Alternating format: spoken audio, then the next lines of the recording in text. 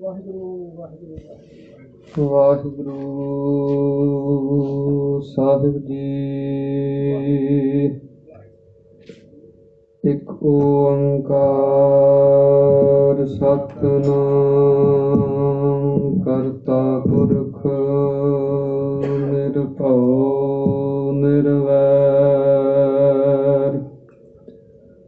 ਅਕਾਲ ਮੂਰਤ ਅਜੂਨੀ ਸੈਭੰ ਗੁਰ ਪ੍ਰਸਾਦਿ ਜਪ ਆਦਿ ਸੱਚ ਜੁਗਾਦਿ ਸੱਚ ਹੈ ਭੀ ਸੱਚ ਨਾਨਕ ਹੋਸੀ ਭੀ ਸੱਚ। ਜਿਉ ਬੁਲਾਵਹਿ ਤਿਉ ਬੋਲਹਿ ਸੁਆਮੀ ਕੁਦਰਤ ਕਵਣ ਹਮਾਰੀ। ਸਾਧ ਸੰਗ ਨਾਨਕ ਜਸ ਗਾਇਓ ਜੋ ਪ੍ਰਭ ਕੀ ਅਤ ਪਿਆਰੀ। ਜੀਤਾ ਜੀਉ ਪਿੰਡ ਸਭ ਤੇਰਾ ਤੂੰ ਅੰਤਰਜਾਮੀ ਪੁਰਖ ਭਗਵਾਨ। ਦਾਸਨ ਦਾਸ ਕਹੈ ਜਨ ਨਾਨਕ ਜਿਹਾ ਤੂੰ ਕਰਾਏ ਤੇਹਾ ਹਉ ਕਰੀ ਵਖਿਆਨ। ਕਹਾਂ ਬੁੱਧ ਪ੍ਰਭ ਤੁਛ ਹਮਾਰੀ ਬਰਨ ਸਕੈ ਮਹਿਮਾ ਜੋ ਤਿਹਾਰੀ। ਹਮ ਨ ਸਕਤ ਕਰ ਸਿਫਤ ਤੁਮਾਰੀ ਆਪ ਲਿਹੋ ਤੁਮ ਕਥਾ ਸੁਧਾਰੀ। ਮੂਕ ਊਚਰੈ ਸ਼ਾਸਤਰ ਖਟ ਪਿੰਗ ਗਿਰਨ ਚੜ ਜਾਇ। ਅੰਧ ਲਖੈ ਬਦਰੋ ਸੁਣੈ ਜਿਉ ਕਾਲ ਕਿਰਪਾ ਕਰਾਇ। ਸੱਜਣ ਸੱਚਾ ਪਾਤਸ਼ਾਹ ਸਿਰ ਸਾਹਾਲੈ ਸਾਹੁ। ਜਿਸ ਪਾਸ ਬੈਠਿਆ ਸੋਹੀਐ ਸਭਨਾ ਦਾ ਵਿਸਾਹੋ। ਜਿਸ ਪਾਸ ਬੈਠਿਆ ਸੋਹੀਐ ਸਭਨਾ ਦਾ ਵਿਸਾਹੋ। ਸਤਨਾਮ ਸ੍ਰੀ ਵਾਹਿਗੁਰੂ ਸਾਹਿਬ ਜੀ। ਪੂਰਨ ਪੂਰ ਰਹੇ ਦਇਆਲ ਸਭ ਉਪਰ ਹੋਵਤ ਕਿਰਪਾਲ। ਆਪਣੇ ਕਰਤਬ ਜਾਣੈ ਆਪ ਅੰਤਰਜਾਮੀ ਰਹਿਓ ਵਿਆਪ। ਪ੍ਰਤਪਾਲੈ ਜੀਅਨ ਬਹੁ ਭਾਂਤ ਜੋ ਜੋ ਰਚਿਓ ਸੋ ਤਿਸੈ ਧਿਆਤ। ਜਿਸ ਭਾਵੈ ਤਿਸ ਲਏ ਮਿਲਾਏ ਭਗਤ ਕਰਹਿ ਹਰ ਕੇ ਗੁਣ ਗਾਏ।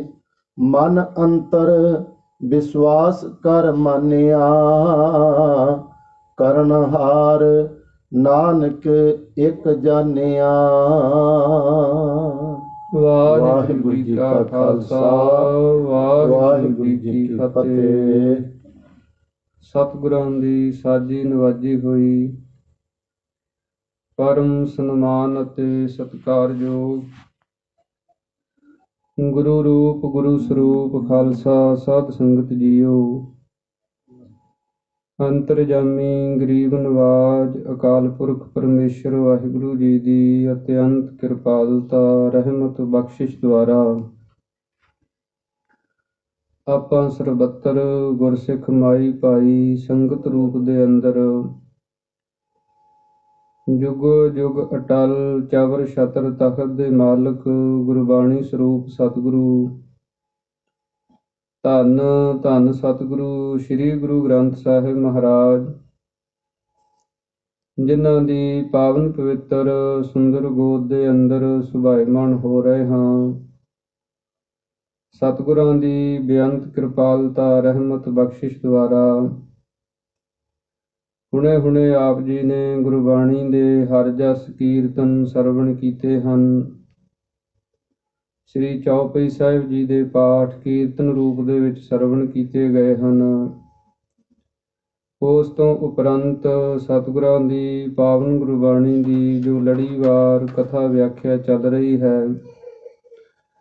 ਉਸ ਦੇ ਵਿੱਚੋਂ ਸ਼ਬਦ ਨੂੰ ਸਰਵਣ ਕੀਤਾ ਹੈ।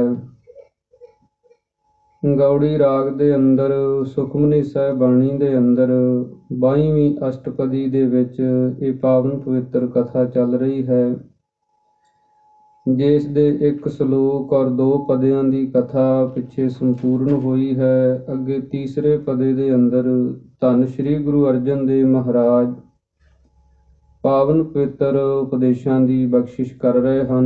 ਮਨ ਬਿਰਤੀਆਂ ਨੂੰ ਇਕਾਗਰ ਕਰਕੇ ਸਰਵਣ ਕਰਨ ਦੇ ਯਤਨ ਕਰੀਏ। ਸਾਰੀ ਸੰਗਤ ਇੱਕ ਵਾਰ ਪ੍ਰੇਮ ਦੇ ਨਾਲ ਉਚਾਰਨ ਕਰੋ ਜੀ। ਸਤਿਨਾਮ ਸ੍ਰੀ ਵਾਹਿਗੁਰੂ ਸਾਹਿਬ ਜੀ। ਪੂਰਨ ਪੂਰ ਰਹੇ ਦਇਆਲ।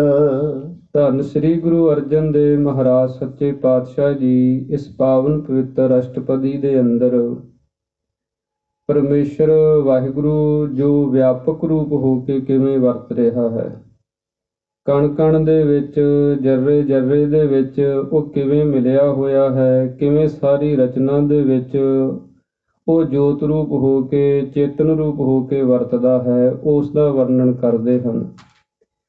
ਸਤਿਗੁਰੂ ਜੀ ਬਚਨ ਕਰਦੇ ਹਨ, ਪੂਰਨ ਪੂਰ ਰਹਿਓ ਦਇਆਲ, ਕਿ ਪ੍ਰਮਾਤਮਾ ਜੋ ਪਰਮੇਸ਼ਰ ਵਾਹਿਗੁਰੂ ਹੈ ਉਹ ਪੂਰਨ ਰੂਪ ਦੇ ਵਿੱਚ ਜੋ ਦਿਆਲੂ ਕਿਰਪਾਲੂ ਹੈ ਉਹ ਸਭ ਥਾਵਾਂ ਤੇ ਪੂਰਿਆ ਹੋਇਆ ਹੈ, ਭਾਵ ਕਿ ਮਿਲਿਆ ਹੋਇਆ ਹੈ। ਇਸ ਤੋਂ ਆਪਾਂ ਇਹ ਨਹੀਂ ਕਹਿ ਸਕਦੇ ਕਿ ਪ੍ਰਮਾਤਮਾ ਇੱਕ ਜਗ੍ਹਾ ਤੇ ਪੂਰਾ ਹੈ, ਦੂਜੀ ਜਗ੍ਹਾ ਤੇ ਘੱਟ ਹੈ। ਜਿਵੇਂ ਆਪਾਂ ਪਾਣੀ ਦੇ ਲੈਵਲ ਦੇਖ ਲੈਂਦੇ ਹਾਂ, ਕਿਸੇ ਧਰਤੀ ਤੇ ਜਾ ਕੇ ਦੇਖਦੇ ਹਾਂ ਪਾਣੀ ਬਹੁਤ ਡੂੰਘਾ ਹੈ, ਕਿਤੇ ਦੇਖਦੇ ਆ ਬਹੁਤ ਉੱਚੇ ਹੈ। ਪਰ ਇੱਦਾਂ ਉਹ ਪਰਮੇਸ਼ਰ ਵਾਹਿਗੁਰੂ ਜਿਹੜਾ, ਉਹਨੂੰ ਨਹੀਂ ਕਿਹਾ ਜਾ ਸਕਦਾ ਕਿ ਇੱਕ ਜਗ੍ਹਾ ਤੇ ਉਹ ਬਹੁਤਾ ਹੈ, ਦੂਸਰੀ ਜਗ੍ਹਾ ਤੇ ਉਹ ਘੱਟ ਹੈ, ਇੱਕ ਦੇਸ਼ ਦੇ ਵਿੱਚ ਜ਼ਿਆਦਾ ਹੈ, ਦੂਜੇ ਦੇਸ਼ ਦੇ ਵਿੱਚ ਥੋੜ੍ਹਾ ਹੈ। ਸਤਿਗੁਰਾਂ ਦੀ ਪਾਵਨ ਬਾਣੀ ਦੇ ਬਚਨ ਆਉਂਦੇ ਹਨ, ਡਿਠੜੋ ਹਬ ਠਾਏ ਊਣ ਨਾ ਕਾਹੂ ਜਾਏ, ਕਿ ਸੰਸਾਰ ਦੇ ਵਿੱਚ ਕਿਸੇ ਵੀ ਜਗ੍ਹਾ ਤੇ ਤੁਸੀਂ ਚਲੇ ਜਾਓ, ਧਰਤੀ ਦੇ ਕਿਸੇ ਕੋਨੇ ਤੇ ਚਲੇ ਜਾਓ, ਉੱਥੇ ਹੀ ਉਹ ਪਰਮੇਸ਼ਰ ਵਾਹਿਗੁਰੂ ਪੂਰਿਆ ਹੋਇਆ ਪੂਰਨ ਰੂਪ ਦੇ ਵਿੱਚ। ਧੰਨ ਸ੍ਰੀ ਗੁਰੂ ਅਰਜਨ ਦੇਵ ਮਹਾਰਾਜ ਜੀ ਦੇ ਬਚਨ ਆਉਂਦੇ ਹਨ, ਆਦਿ ਪੂਰਨ ਮੱਧ ਪੂਰਨ ਅੰਤ ਪੂਰਨ ਪਰਮੇਸ਼ਰ ਹੈ। ਜਦੋਂ ਇਹ ਸ੍ਰਿਸ਼ਟੀ ਉਸ ਪ੍ਰਮਾਤਮਾ ਪਰਮੇਸ਼ਰ ਵਾਹਿਗੁਰੂ ਨੇ ਹੋਂਦ ਦੇ ਵਿੱਚ ਨਹੀਂ ਲਿਆਂਦੀ ਸੀ, ਆਦਿ ਦੇ ਵਿੱਚ ਵੀ ਉਹੀ ਪੂਰਨ ਰੂਪ ਸੀ। ਮੱਧ ਜਦੋਂ ਇਹ ਸ੍ਰਿਸ਼ਟੀ ਹੋਂਦ ਦੇ ਵਿੱਚ ਆ ਗਈ ਹੈ, ਸੰਸਾਰ ਰਚ ਦਿੱਤਾ ਗਿਆ ਹੈ, ਉਦੋਂ ਵੀ ਉਹ ਪੂਰਨ ਹੈ। ਤੇ ਜਦੋਂ ਇਹਦੀ ਹੋਂਦ ਨਾ ਹੋਈ, ਅੰਤ ਦੇ ਵਿੱਚ ਵੀ ਉਹੀ ਪਰਮੇਸ਼ਰ ਵਾਹਿਗੁਰੂ ਪੂਰਨ ਹੈ। ਇਸੇ ਪ੍ਰਕਾਰ ਜਦੋਂ ਸਾਡਾ ਇਸ ਧਰਤੀ ਤੇ ਜਨਮ ਨਹੀਂ ਸੀ ਹੋਇਆ, ਉਦੋਂ ਵੀ ਉਹ ਪਰਮੇਸ਼ਰ ਵਾਹਿਗੁਰੂ ਪੂਰਨ ਸੀ। ਤੇ ਜਦੋਂ ਸਾਡਾ ਜਨਮ ਹੋ ਗਿਆ, ਅਸੀਂ ਇਹ ਸੰਸਾਰ ਨੂੰ ਦੇਖ ਰਹੇ ਹਾਂ, ਹੁਣ ਵੀ ਉਹ ਪੂਰਨ ਹੈ। ਜਦੋਂ ਇਹ ਸਾਡਾ ਸਰੀਰ ਨਾ ਰਿਹਾ, ਫਿਰ ਉਦੋਂ ਵੀ ਉਹੀ ਪੂਰਨ ਵਾਹਿਗੁਰੂ ਪਰਮੇਸ਼ਰ ਹੈ। ਸੋ ਇਸ ਕਰਕੇ ਸਤਿਗੁਰੂ ਜੀ ਕਹਿੰਦੇ ਹਨ, ਪੂਰਨ ਪੂਰ ਰਹਿ ਦਇਆਲ, ਕਿ ਪਰਮੇਸ਼ਰ ਵਾਹਿਗੁਰੂ ਜੋ ਦਿਆਲੂ ਹੈ, ਦਇਆ ਦਾ ਘਰ ਹੈ, ਉਹੀ ਇੱਕ ਪ੍ਰਮਾਤਮਾ ਪਰਮੇਸ਼ਰ ਵਾਹਿਗੁਰੂ ਸਭ ਥਾਵਾਂ ਤੇ ਪੂਰਿਆ ਹੋਇਆ ਹੈ, ਭਾਵ ਕਿ ਮਿਲਿਆ ਹੋਇਆ ਹੈ। ਸਭ ਉੱਪਰ ਹੋਵਤ ਕਿਰਪਾਲ, ਉਹੀ ਸਾਰਿਆਂ ਦੇ ਉੱਤੇ ਕਿਰਪਾ ਦਾ ਘਰ ਹੋ ਕੇ ਕਿਰਪਾ ਕਰਨ ਵਾਲਾ ਕਿਰਪਾਲੂ ਹੋ ਰਿਹਾ ਹੈ। ਉਸੇ ਦੀ ਕਿਰਪਾ ਜਿਹੜੀ ਹੈ ਸਭ ਦੇ ਉੱਤੇ ਹੋ ਰਹੀ ਹੈ। ਉਸੇ ਦੀ ਕਿਰਪਾ ਦੇ ਨਾਲ ਸਾਨੂੰ ਇਹ ਮਨੁੱਖੀ ਦੇਹ ਪ੍ਰਾਪਤ ਹੋਈ ਹੈ। ਉਸੇ ਦੀ ਕਿਰਪਾ ਦੇ ਨਾਲ ਇਹ ਸਰੀਰ ਜਿਹੜਾ ਤੰਦਰੁਸਤ, ਅੰਗ ਪ੍ਰਤੰਗ ਸਹੀ ਮਿਲੇ ਹੈ।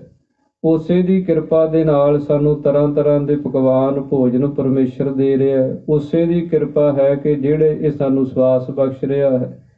ਇਹ ਸਾਰੀ ਕਿਰਪਾ ਸਭ ਜੀਵਾਂ ਦੇ ਉੱਤੇ ਉਹ ਪਰਮੇਸ਼ਰ ਵਾਹਿਗੁਰੂ ਆਪ ਹੀ ਕਰ ਰਿਹਾ ਹੈ। ਆਪਣੇ ਕਰਤੱਵ ਜਾਣੈ ਆਪ, ਸਤਿਗੁਰੂ ਜੀ ਕਹਿੰਦੇ ਉਹ ਪਰਮੇਸ਼ਰ ਵਾਹਿਗੁਰੂ ਆਪਣੇ ਕਰਤੱਵਾਂ ਨੂੰ, ਆਪਣੇ ਕੰਮਾਂ ਨੂੰ ਆਪ ਹੀ ਜਾਣਦਾ ਹੈ। ਜਿਹੜੇ ਜਿਹੜੇ ਉਹ ਕੌਤਕ ਕਰਦਾ ਹੈ, ਜਿਹੜੀਆਂ ਜਿਹੜੀਆਂ ਖੇਡਾਂ ਉਹ ਵਰਤਾਉਂਦਾ ਹੈ, ਉਹਨਾਂ ਨੂੰ ਆਪ ਹੀ ਜਾਣਦਾ ਹੈ। ਇਨਸਾਨ ਆਪਣੀ ਬੁੱਧੀ ਦੇ ਨਾਲ ਕੁਝ ਕੁ ਉਹ ਪਰਮੇਸ਼ਰ ਵਾਹਿਗੁਰੂ ਦੇ ਮਹਿਮਾ ਨੂੰ, ਉਹਦੀ ਵਡਿਆਈ ਨੂੰ, ਉਹਦੇ ਗੁਣਾਂ ਨੂੰ, ਜਿੰਨੀ ਕੁ ਪਰਮੇਸ਼ਰ ਵਾਹਿਗੁਰੂ ਸਮੱਤ ਬਖਸ਼ਦਾ ਉਹਨਾਂ ਕੁ ਸਮਝਦਾ ਤੇ ਦੱਸਦਾ ਹੈ। ਪਰ ਉਹ ਪੂਰਨ ਰੂਪ ਦੇ ਵਿੱਚ ਉਹਦੇ ਜੋ ਕਰਤੱਵ ਹਨ, ਉਹਦੀਆਂ ਜੋ ਖੇਡਾਂ ਹਨ, ਉਹ ਆਪ ਹੀ ਜਾਣਦਾ ਹੈ। ਜਿਵੇਂ ਭਗਵਾਨ ਰਾਮਚੰਦਰ ਜੀ ਦੇ ਜੀਵਨ ਦੀ ਕਥਾ ਆਉਂਦੀ ਹੈ ਯੋਗ ਵਿਸ਼ਿਸ਼ਟ ਦੇ ਅੰਦਰ, ਜੋ ਉਹਨਾਂ ਦੇ ਧਾਰਮਿਕ ਵਿਦਿਆ ਦੇ ਗੁਰੂ ਸਨ। ਉਹਨਾਂ ਨੇ ਆਪਣੇ ਵਿਦਿਆ ਗੁਰੂ ਦੇ ਪਾਸ ਇਹ ਸਵਾਲ ਕੀਤਾ ਜੀ ਕਿ ਪਰਮੇਸ਼ਰ ਦੇ ਕੰਮਾਂ ਬਾਰੇ, ਉਹਦੇ ਕਰਤੱਵਾਂ ਬਾਰੇ ਦੱਸੋ, ਉਹਦੇ ਗੁਣਾਂ ਬਾਰੇ ਦੱਸੋ, ਉਹਦੀ ਵਡਿਆਈ ਬਾਰੇ ਦੱਸੋ। ਜਿਹੜੇ ਵਿਸ਼ਿਸ਼ਟ ਜੀ ਸਨ ਉਹ ਚੁੱਪ ਕਰ ਗਏ। ਦੂਸਰੀ ਵਾਰ ਫਿਰ ਪੁੱਛਿਆ, ਫਿਰ ਕੋਈ ਜਵਾਬ ਨਾ ਦਿੱਤਾ। ਜਦੋਂ ਤੀਸਰੀ ਵਾਰ ਪੁੱਛਿਆ ਤੇ ਉਹ ਵਿਸ਼ਿਸ਼ਟ ਜੀ ਕਹਿਣ ਲੱਗੇ ਕਿ ਰਾਮਚੰਦਰ ਜੀ, ਇੱਕ ਕੰਮ ਇਹ ਸਵਾਲ ਤੋਂ ਪਹਿਲਾਂ ਤੁਸੀਂ ਕਰੋ। ਉਹ ਕੀ ਹੈ? ਇੱਕ ਸੂਈ ਲੈ ਆਓ ਔਰ ਸੂਈ ਦਾ ਜਿਹੜਾ ਨੱਕਾ ਹੈ ਉਹਦੇ ਵਿੱਚ ਦੀ ਜਿਸ ਗਲੀਚੇ ਤੇ ਤੁਸੀਂ ਬੈਠੇ ਹੋ ਇਸ ਨੂੰ ਕੱਢ ਦਿਓ, ਫਿਰ ਜਵਾਬ ਦੇਵਾਂਗੇ। ਰਾਮਚੰਦਰ ਜੀ ਕਹਿਣ ਲੱਗੇ, ਮਹਾਤਮਾ ਜੀ ਇਹ ਕਿਵੇਂ ਹੋ ਸਕਦਾ? ਸੂਈ ਦਾ ਨੱਕਾ ਕਿੱਡਾ ਬਰੀਕ ਹੈ ਔਰ ਏਡਾ ਗਲੀਚਾ ਕਿਵੇਂ ਲੰਘ ਸਕਦਾ? ਧਾਗਾ ਪਾਉਣਾ ਹੋਵੇ ਤੇ ਕਿੰਨਾ ਧਿਆਨ ਬਰੀਕ ਕਰਨਾ ਪੈਂਦਾ। ਜਿਹਦੀ ਨਿਗਾਹ ਘੱਟ ਹੋਵੇ ਉਹ ਧਾਗਾ ਨਹੀਂ ਪਾ ਸਕਦਾ ਤੇ ਏਡਾ ਗਲੀਚਾ। ਤੇ ਉਹ ਮਹਾਤਮਾ ਕਹਿਣ ਲੱਗੇ ਕਿ ਉਹ ਪਰਮੇਸ਼ਰ ਦੇ ਕਰਤੱਵ ਇਸੇ ਪ੍ਰਕਾਰ ਹੀ ਹਨ। ਇਨਸਾਨ ਦੀ ਬੁੱਧੀ ਜਿਹੜੀ ਹੈ ਸੂਈ ਦੇ ਨੱਕੇ ਵਾਂਗ ਹੈ, ਬਹੁਤ ਛੋਟੀ ਹੈ। ਇਹ ਆਪਣੀ ਬੁੱਧੀ ਦੇ ਨਾਲ ਕੀ ਉਹਦੇ ਗੁਣ ਬਿਆਨ ਕਰ ਸਕਦਾ ਹੈ? ਆਪਾਂ ਕੀ ਉਹਦੀ ਵਡਿਆਈ ਕਥਨ ਕਰ ਸਕਦੇ? ਉਹਦੀ ਖੇਡ ਨੂੰ, ਉਹਦੇ ਕਰਤੱਵਾਂ ਨੂੰ ਸਤਿਗੁਰੂ ਸ੍ਰੀ ਗੁਰੂ ਅਰਜਨ ਦੇਵ ਮਹਾਰਾਜ ਜੀ ਕਹਿੰਦੇ ਆਪ ਹੀ ਉਹ ਜਾਣਦਾ ਹੈ, ਆਪ ਹੀ ਆਪਣੀ ਮਹਿਮਾ ਨੂੰ ਪੂਰਨ ਰੂਪ ਦੇ ਵਿੱਚ ਜਾਣਨ ਵਾਲਾ ਹੈ। ਅੰਤਰਯਾਮੀ ਰਹਿਓ ਵਿਆਪ, ਕਿਉਂਕਿ ਉਹ ਅੰਤਰਜਾਮੀ, ਅੰਦਰ ਦਾ ਪ੍ਰੇਰਕ ਜੋ ਵਾਹਿਗੁਰੂ ਹੈ, ਰਹਿਓ ਵਿਆਪ, ਉਹ ਵਿਆਪਕ ਰੂਪ ਹੋ ਕੇ ਮਿਲਿਆ ਹੋਇਆ ਹੈ। ਜੋ ਅੰਤਰਜਾਮੀ ਹੈ, ਸਾਡੇ ਅੰਦਰ ਦੀਆਂ ਜਾਣਨ ਨੂੰ ਵਾਲਾ ਹੈ। ਜਿਵੇਂ ਸਤਿਗੁਰਾਂ ਦੀ ਪਾਵਨ ਬਾਣੀ ਦੇ ਬਚਨ ਆਉਂਦੇ ਹਨ ਕਿ ਅੰਤਰ ਕੀ ਗਤ, ਇਸੇ ਪ੍ਰਕਾਰ ਬਚਨ ਆਉਂਦੇ ਹਨ ਕਿ ਬਿਨ ਬੋਲੇ ਜੋ ਜੀਵਨ ਮੈਂ ਹੋਤਾ। ਜੋ ਜੀਵਾਂ ਦੇ ਅੰਦਰ ਚੱਲ ਰਿਹਾ ਹੈ, ਜੋ ਸਾਡੇ ਮਨ ਦੇ ਵਿੱਚ ਤਰ੍ਹਾਂ ਤਰ੍ਹਾਂ ਦੇ ਫੁਰਨੇ, ਤਰ੍ਹਾਂ ਤਰ੍ਹਾਂ ਦੀਆਂ ਵਾਸ਼ਨਾਵਾਂ ਚੱਲਦੀਆਂ ਹਨ, ਘਟ ਘਟ ਕੇ ਅੰਤਰ ਕੀ ਜਾਣਤ, ਭਲੇ ਬੁਰੇ ਕੀ ਪੀਰ ਪਛਾਨਤ। ਅਨ ਬੋਲੇ ਕੋ ਤੂੰ ਹੀ ਪਛਾਨੈ, ਜੋ ਜੀਵਨ ਮੈਂ ਹੋਤਾ। ਬਿਨਾਂ ਬੋਲਿਆਂ ਜੋ ਸਾਡੇ ਅੰਦਰ ਚੱਲ ਰਿਹਾ ਹੈ, ਇਸ ਨੂੰ ਜਾਣਨ ਵਾਲਾ, ਸਮਝਣ ਵਾਲਾ ਵੀ ਉਹ ਆਪ ਹੀ ਹੈ। ਪ੍ਰਤਪਾਲੈ ਜੀਵਨ ਬਹੁ ਭਾਤ, ਸਤਿਗੁਰੂ ਜੀ ਕਹਿੰਦੇ ਫਿਰ ਉਹ ਪਰਮੇਸ਼ਰ ਵਾਹਿਗੁਰੂ ਸਾਰੇ ਜੀਵਾਂ ਨੂੰ ਵੱਖੋ ਵੱਖਰੇ ਢੰਗ ਦੇ ਨਾਲ ਪ੍ਰਤਪਾਲੈ, ਕਈ ਉਹਨਾਂ ਦੀ ਪਾਲਣਾ ਕਰ ਰਿਹਾ ਹੈ। ਜੈਸਾ ਕਿਸੇ ਦਾ ਸਰੀਰ ਬਣਾਇਆ ਵੈਸੀ ਉਹਦੀ ਖੁਰਾਕ ਬਣਾ ਦਿੱਤੀ, ਉਹ ਖੁਰਾਕ ਨੂੰ ਪਹੁੰਚਾਉਣ ਦਾ ਕੰਮ ਵੀ ਉਹ ਆਪ ਕਰ ਰਿਹਾ ਹੈ। ਜਿਵੇਂ ਸਤਿਗੁਰਾਂ ਦੀ ਪਾਵਨ ਬਾਣੀ ਦੇ ਬਚਨ ਆਉਂਦੇ ਹਨ, ਇੱਕ ਮਾਸ ਹਾਰੀ ਇੱਕ ਤ੍ਰਿਣ ਖਾਹੇ, ਇਸੇ ਪ੍ਰਕਾਰ ਇੱਕ ਮਿਟੀਆ ਮਹਿ ਮਿਟੀਆ ਮਿੱਟੀ ਖਾਹੇ, ਇੱਕ ਪੌਣ ਸੁਮਾਰੀ ਪੌਣ ਸੁਮਾਰ, ਇੱਕ ਨਿਰੰਕਾਰੀ ਨਾਮ ਆਧਾਰ। ਜਿਹੜੇ ਮਾਸ ਖਾਣ ਵਾਲੇ ਜੀਵ ਹਨ ਉਹਨਾਂ ਦਾ ਆਹਾਰ ਉਦਾਂ ਦਾ ਬਣਾ ਦਿੱਤਾ। ਇਸੇ ਪ੍ਰਕਾਰ 36 ਪ੍ਰਕਾਰ ਦੇ ਭੋਜਨ ਜਿਹੜੇ ਹਨ ਉਹ ਜੀਵ ਦੇ ਲਈ ਬਣਾ ਦਿੱਤੇ। ਇੱਕ ਜਿਹੜੇ ਸੱਪ ਆਦਿਕ ਹਨ ਮਿੱਟੀ ਖਾਣ ਵਾਲੇ, ਉਹਨਾਂ ਦੀ ਖੁਰਾਕ ਬਣਾ ਦਿੱਤੀ। ਇੱਕ ਪੌਣ ਦੇ ਆਸਰੇ ਰਹਿਣ ਵਾਲੇ ਜੀਵ, ਉਹਨਾਂ ਦੀ ਖੁਰਾਕ ਪੌਣ ਬਣਾ ਦਿੱਤੀ। ਇੱਕ ਜਿਹੜੇ ਨਾਮ ਦੇ ਆਸਰੇ ਰਹਿਣ ਵਾਲੇ, ਉਹਨਾਂ ਦਾ ਆਧਾਰ ਨਾਮ ਬਣਾ ਦਿੱਤਾ। ਸਭ ਦੀ ਵੱਖੋ ਵੱਖਰੀ ਜਿਹੜੀ ਪ੍ਰਤਪਾਲਣਾ ਹੈ ਉਹ ਪਰਮੇਸ਼ਰ ਵਾਹਿਗੁਰੂ ਆਪ ਹੀ ਕਰ ਰਿਹਾ ਹੈ। ਜੋ ਜੋ ਰਚਿਓ ਸੋ ਤਿਸੇ ਧਿਆਤ, ਸਤਿਗੁਰੂ ਜੀ ਕਹਿੰਦੇ ਜੋ ਵੀ ਪਰਮੇਸ਼ਰ ਵਾਹਿਗੁਰੂ ਨੇ ਰਚ ਦਿੱਤਾ, ਬਣਾ ਦਿੱਤਾ ਹੈ, ਜਿਹੜਾ ਵੀ ਜੀਵ ਬਣਾਇਆ ਹੈ ਉਸੇ ਨੂੰ ਹੀ ਧਿਆਰਿਆ ਹੈ। ਜਿੰਨੇ ਪਸ਼ੂ ਪਰਿੰਦੇ ਉਸਨੇ ਬਣਾ ਦਿੱਤੇ, ਜਿੰਨੀ ਰਚਨਾ ਬਣਾ ਦਿੱਤੀ, ਇਹ ਸਾਰੀ ਉਸੇ ਨੂੰ ਹੀ ਧਿਆਉਣ ਵਾਲੀ ਹੈ। ਔਰ ਉਸੇ ਨੂੰ ਹੀ, ਇਨਸਾਨ ਨੂੰ ਵੀ ਸਤਿਗੁਰੂ ਜੀ ਕਹਿੰਦੇ ਉਹ ਪ੍ਰਮਾਤਮਾ ਨੂੰ ਹੀ ਧਿਆਉਣਾ ਚਾਹੀਦਾ ਹੈ। ਜਿਸ ਭਾਵੈ ਤਿਸ ਲਏ ਮਿਲਾਏ, ਸਤਿਗੁਰੂ ਜੀ ਕਹਿੰਦੇ ਪਰਮੇਸ਼ਰ ਵਾਹਿਗੁਰੂ ਜਿਹੜਾ ਉਹਨੂੰ ਭਾ ਜਾਵੇ ਉਹਨੂੰ ਆਪਣੇ ਵਿੱਚ ਮੇਲ ਲੈਂਦਾ ਹੈ, ਆਪਣੇ ਸਰੂਪ ਦੇ ਵਿੱਚ ਉਹਨੂੰ ਲੀਨ ਕਰ ਲੈਂਦਾ ਹੈ। ਭਾਉਂਦਾ ਉਹਨੂੰ ਕਿਹੜਾ ਹੈ? ਜਿਹੜਾ ਉਹਦੇ ਹੁਕਮ ਦੇ ਵਿੱਚ ਚੱਲਦਾ ਹੈ। ਕਿਉਂਕਿ ਜਿਹੜਾ ਪ੍ਰਮਾਤਮਾ ਦੇ ਹੁਕਮ ਦੇ ਵਿੱਚ ਚੱਲਦਾ ਉਹੀ ਉਹਨੂੰ ਚੰਗਾ ਲੱਗਦਾ ਹੈ, ਉਹੀ ਉਹਨੂੰ ਭਾਉਂਦਾ ਹੈ। ਜਿਹੜਾ ਉਹਦੇ ਹੁਕਮ ਤੋਂ ਉਲਟ ਚੱਲੇ, ਜਿਹੜੀ ਆਗਿਆ ਉਹ ਪਰਮੇਸ਼ਰ ਵਾਹਿਗੁਰੂ ਨੂੰ ਭਾਉਂਦੀ ਨਹੀਂ ਹੈ, ਜਿਹੜੇ ਕਰਮ ਨਹੀਂ ਭਾਉਂਦੇ, ਜੇ ਇਨਸਾਨ ਉਹ ਕਰਮ ਕਰੀ ਜਾਏ ਧਰਮ ਤੋਂ ਗੁਰੂ ਤੋਂ ਉਲਟ ਕਰਮ ਕਰੇ ਤੇ ਫਿਰ ਆਖੇ ਕਿ ਮੈਂ ਰੱਬ ਨੂੰ ਭਾ ਜਾਊਂਗਾ, ਚੰਗਾ ਲੱਗੂੰਗਾ, ਤੇ ਨਹੀਂ ਹੁੰਦਾ। ਇਸ ਕਰਕੇ ਪਰਮੇਸ਼ਰ ਵਾਹਿਗੁਰੂ ਨੂੰ ਉਹਦਾ ਸਿਮਰਨ, ਉਹਦੀ ਬੰਦਗੀ ਤੇ ਸ਼ੁਭ ਗੁਰਮ ਕਰਮ ਤੇ ਸ਼ੁਭ ਗੁਣ ਜਿਹੜੇ ਪਾਉਂਦੇ ਹਨ। ਜਿਹੜਾ ਸ਼ੁਭ ਗੁਣਾਂ ਦੇ ਸਹਿਤ ਹੋ ਕੇ ਸ਼ੁਭ ਕਰਮ ਕਰਦਿਆਂ ਹੋਇਆਂ ਉਹਦੀ ਭਗਤੀ ਤੇ ਸਿਮਰਨ ਕਰਦਾ ਹੈ, ਉਹ ਉਸ ਨੂੰ ਪਾਉਂਦਾ ਹੈ ਤੇ ਉਸ ਨੂੰ ਉਹ ਆਪਣੇ ਸਰੂਪ ਦੇ ਵਿੱਚ ਮਿਲਾ ਲੈਂਦਾ ਹੈ। ਭਗਤ ਕਰਹਿ ਹਰ ਕੇ ਗੁਣ ਗਾਏ। ਕਿਉਂਕਿ ਉਹ ਪਰਮੇਸ਼ਰ ਵਾਹਿਗੁਰੂ ਉਹਨਾਂ ਨੂੰ ਭਗਤੀ ਕਰਨ ਵਾਲੇ ਪਾਸੇ ਲਾ ਦਿੰਦਾ ਹੈ। ਭਗਤ ਕਰਹਿ ਹਰ ਕੇ ਗੁਣ ਗਾਏ, ਤੇ ਹਰੀ ਪ੍ਰਮਾਤਮਾ ਦੇ ਗੁਣ ਗਾਉਣ ਦੇ ਵਿੱਚ ਲਾ ਦਿੰਦਾ। ਉਹ ਸੰਸਾਰ ਦੇ ਵਿੱਚ ਫਿਰ ਪਰਮੇਸ਼ਰ ਵਾਹਿਗੁਰੂ ਦੀ ਭਗਤੀ ਕਰਦੇ ਆ, ਉਹਦੇ ਗੁਣਾਂ ਦੇ ਗੁਣਾਨਵਾਦ ਨੂੰ ਕਥਨ ਕਰਦੇ ਹਨ। ਮਨ ਅੰਤਰ ਵਿਸ਼ਵਾਸ ਕਰ ਮਾਨਿਆ। ਸਤਿਗੁਰੂ ਜੀ ਕਹਿੰਦੇ ਜਿਨ੍ਹਾਂ ਦੇ ਅੰਦਰ ਮਨ ਦੇ ਵਿੱਚ ਵਿਸ਼ਵਾਸ ਆ ਗਿਆ ਪਰਮੇਸ਼ਰ ਦੇ ਪ੍ਰਤੀ, ਕਿਉਂਕਿ ਮਨ ਦੇ ਵਿੱਚ ਵਿਸ਼ਵਾਸ ਹੋਣਾ ਇਹ ਬਹੁਤ ਜ਼ਰੂਰੀ ਹੈ। ਇੱਕ ਪ੍ਰੀਤ ਹੁੰਦੀ ਹੈ, ਇੱਕ ਪ੍ਰਤੀਤ ਹੁੰਦੀ ਹੈ। ਇੱਕ ਤੇ ਪਿਆਰ ਹੁੰਦਾ ਪਰਮੇਸ਼ਰ ਦੇ ਨਾਲ, ਦੂਸਰਾ ਉਹਦੇ ਤੇ ਭਰੋਸਾ ਹੁੰਦਾ, ਯਕੀਨ ਹੁੰਦਾ। ਸਤਿਗੁਰੂ ਜੀ ਕਹਿੰਦੇ ਜਿਨ੍ਹਾਂ ਦੇ ਮਨ ਦੇ ਵਿੱਚ ਵਿਸ਼ਵਾਸ ਆ ਗਿਆ ਹੈ ਕਿ ਪ੍ਰਮਾਤਮਾ ਵਾਹਿਗੁਰੂ ਹੈ, ਜਿੰਨਾ ਚਿਰ ਸਾਡਾ ਮਨ ਨਹੀਂ ਕਿਸੇ ਚੀਜ਼ ਨੂੰ ਮੰਨਦਾ, ਉਹਨਾਂ ਚਿਰ ਅਸੀਂ ਉਹਦੇ ਬਾਰੇ ਸੋਚਦੇ ਨਹੀਂ, ਉਹਦੇ ਬਾਰੇ ਯਾਦ ਨਹੀਂ ਕਰਦੇ, ਉਹਦੇ ਬਾਰੇ ਕੁਝ ਨਾ ਕੁਝ ਕਥਨ ਨਹੀਂ ਕਰਦੇ। ਜਿਵੇਂ ਭਗਤ ਕਬੀਰ ਸਾਹਿਬ ਜੀ ਨੇ ਬਚਨ ਕਹੇ ਹਨ। ਭਗਤ ਕਬੀਰ ਸਾਹਿਬ ਜੀ ਕਹਿੰਦੇ ਹਨ, ਮਨ ਮਾਨਿਆ ਤਉ ਹਰ ਜਾਣਿਆ। ਮਨ ਮਾਨੇ ਲੋਗ ਨਾ ਭਤੀਜੈ, ਨਾ ਭਤੀਜੈ ਤਉ ਕਿਆ ਕੀਜੈ।